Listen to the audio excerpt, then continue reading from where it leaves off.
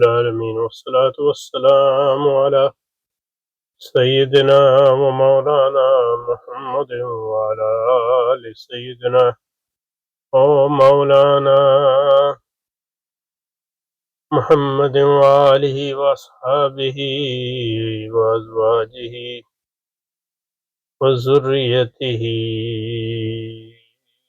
أجمعين. اللهم ربنا أرنا الحق حقا وارزقنا اتباعه وأرنا الباطل باطلا وارزقنا اجتنابه. اللهم أرنا حقائق الأشياء كما هي ربنا زدنا علما وعملا وإخلاصا يا رب العالمين. اللهم انصر أولياءك في مشارق الأرض ومغاربها. اللهم انصرهم على عدوك وعدوهم إنك على كل شيء قدير. اللهم فرج عنا وعن إخواننا في مشارق الأرض ومغاربها. اللهم انصرهم على عدوك وعدوهم إنك على كل شيء قدير. اللهم فرج عنا وعن إخواننا في مشارق الأرض ومغاربها. اللهم نفس كربنا وكربهم وثبت أقدامنا وأقدامهم والتفنا بهم يا أرحم الراحمين. وصل وسلم على سيدنا ومولانا محمد وآله وأصحابه وأزواجه وذريته أجمعين. اللهم ربنا أرنا حقائق الأشياء كما هي. ربنا زدنا علما وعملا وإخلاصا وفقها يا رب العالمين. اللهم أرنا الحق حقا وارزقنا اتباعه وأرنا الباطل باطلا وارزقنا اجتنابه. وصل وسلم على سيدنا محمد وعلى آل سيدنا محمد وبارك وسلم. Okay, so we spent a lot of time on this one. Serial time is the essence of causality as defined by Kant.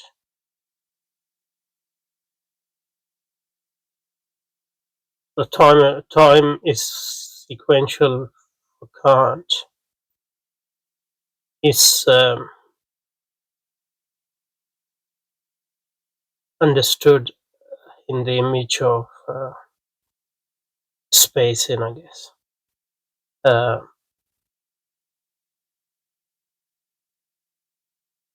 And causality is for Kant understood in terms of time, sequential time.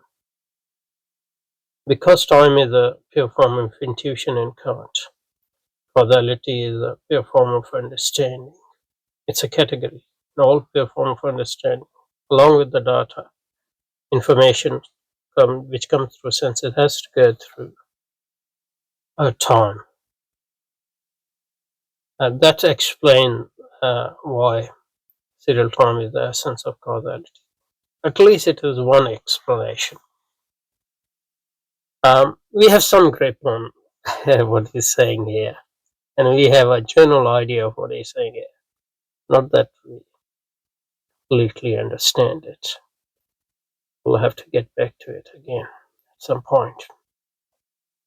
Okay, so serial time is the essence of causality as defined by Kant. Cause and its effects are mutually so related that the former is chronologically prior to the latter. So that the former is not, if the former is not, the latter cannot be. So there is an arrow of time in Kantian sense, in Kantian system. Although at least in principle there is no arrow of time in physics, for example. If mathematical time is serial time, then the basis of the theory, it is possible by a careful choice of the velocities of the observer and system in which it is given, and the system in which a given set of events is to make the effect precede its cause.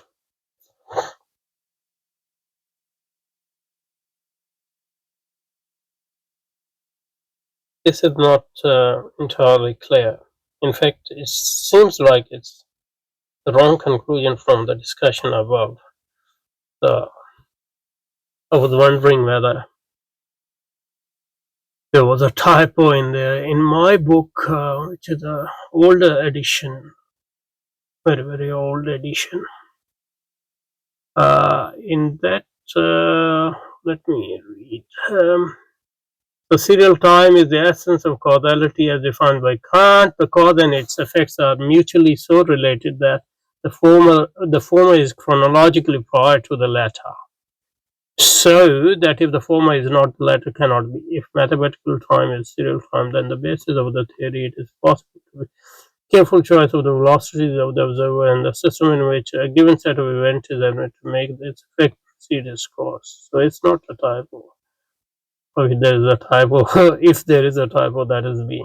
Because if effect precede time, then that's no more effect. Otherwise, you can't say that the causes are mutually so related that the former is chronologically prior and can to the latter, so that the former is, if the former is not, the latter cannot be. So if it is chronologically prior, then what he's saying here doesn't make any sense. But let's look at the editor's note. What is he saying? So the footnote 19 doesn't say anything specific. I mean, anything related to what we are talking about. It just gives a reference to an article on on Einstein theory of relativity's significance, philosophical significance. Okay, so it appears to me that the time regarded as the fourth dimension of space and of space really ceases to be time.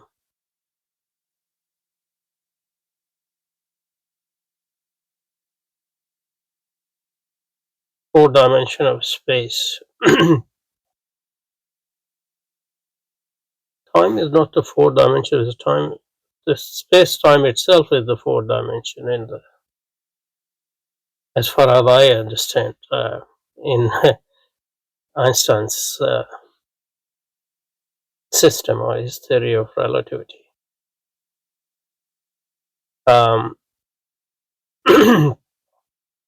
But where did this sentence come from? That's sort of related to earlier lines which we had read a long time ago. So let's go back to it. So looking, however, at theory from the standpoint that I have taken in these, Einstein's relativity presents one great difficulty, that is the unreality of time. A theory which takes time to a kind of four-dimensional space.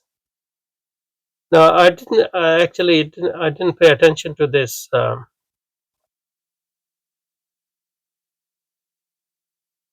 it doesn't seem to me correct to say that Einstein's theory of relativity takes time to be the fourth dimension of space. Rather, we should say that the space-time is the fourth dimension, whatever it might mean. Regard the future as something already given as indubitably fixed as the past.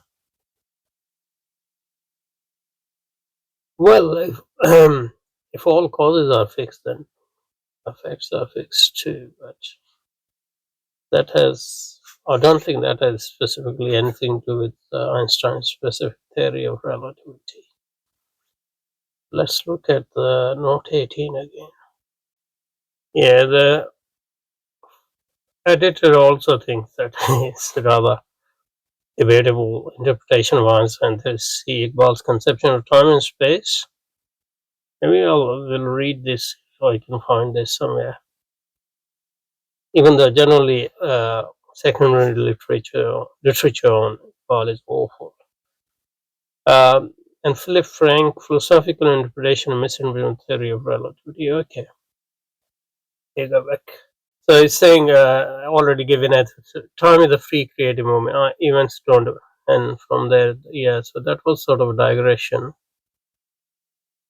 Possible in the nature of time exhausted by the theory does not, in the interest of a system of those aspects of nature which can matter. How is it possible for laymen to understand what the real nature of Einstein's theory of time is? Events do not happen, we simply meet them. It must not, however, be forgotten that the theory neglects certain characteristics of experiential time, as experienced by us. So, subjective nature of time is obviously neglected by theory, but that's supposed to neglect it. neglect it.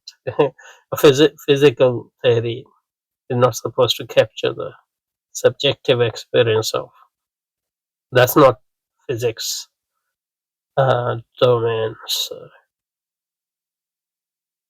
and from there is okay. It appears to me that time, regarded as the fourth dimension of space, really ceases to be time. Not a fourth dimension of space. It's the fourth dimension with along with the space. Yeah, that seems to be a major misunderstanding, or at least misunderstanding of Einstein's theory of relativity. As far as I understand it,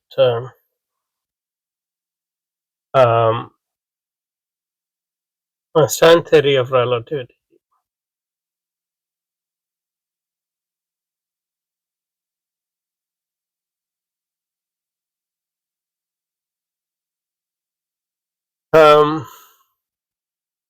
what it introduces is the concept of space-time as a continuum.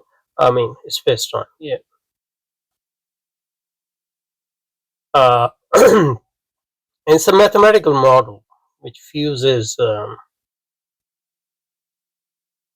dimensions of, or three dimensions of space, I guess. Um, length, width, and height.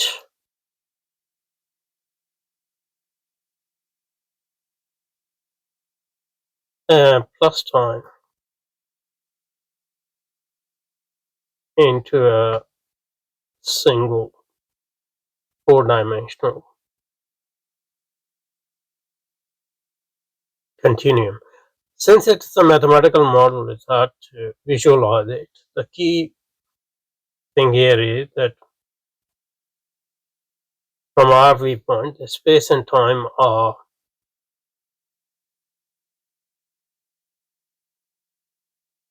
not independent, but they are interlinked. So in pre-Einsteinian physics,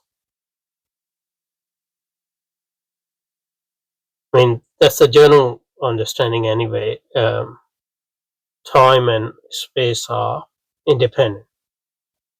So for Einstein, we can't describe an event uh, by location alone. We have to specify when it occurred. Um,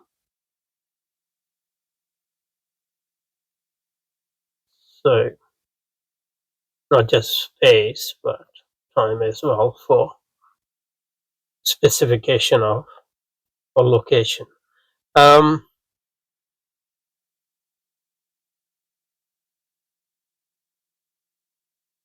This is what often referred to as here now, or a world point.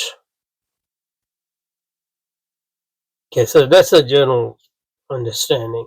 But obviously, there is a distinction between time and three dimension of space, in the sense that you can move um,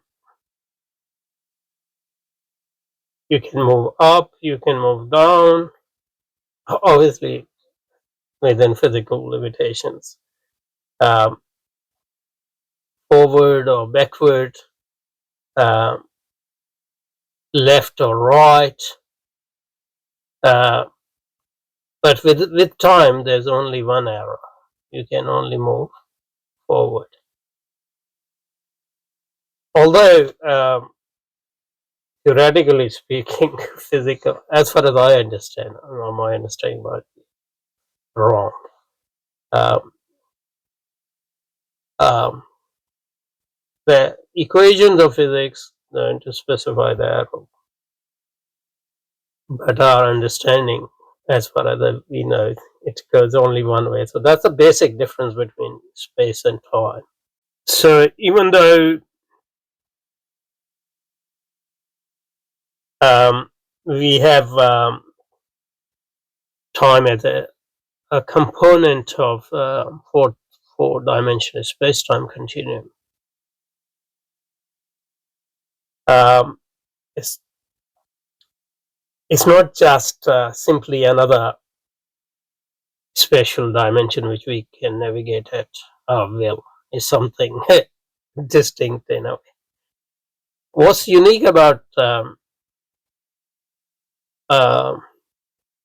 Einstein theory is that, and I don't think that has any bearing on our discussion here as such, in reconstruction, that for Einstein, geometry of a space-time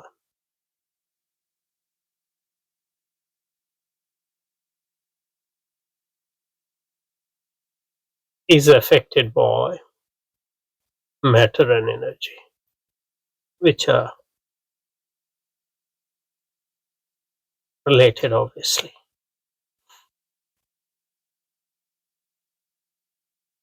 through the constant of speed of light, I guess. But that I don't think, as far as I can see, any immediate bearing on our discussion.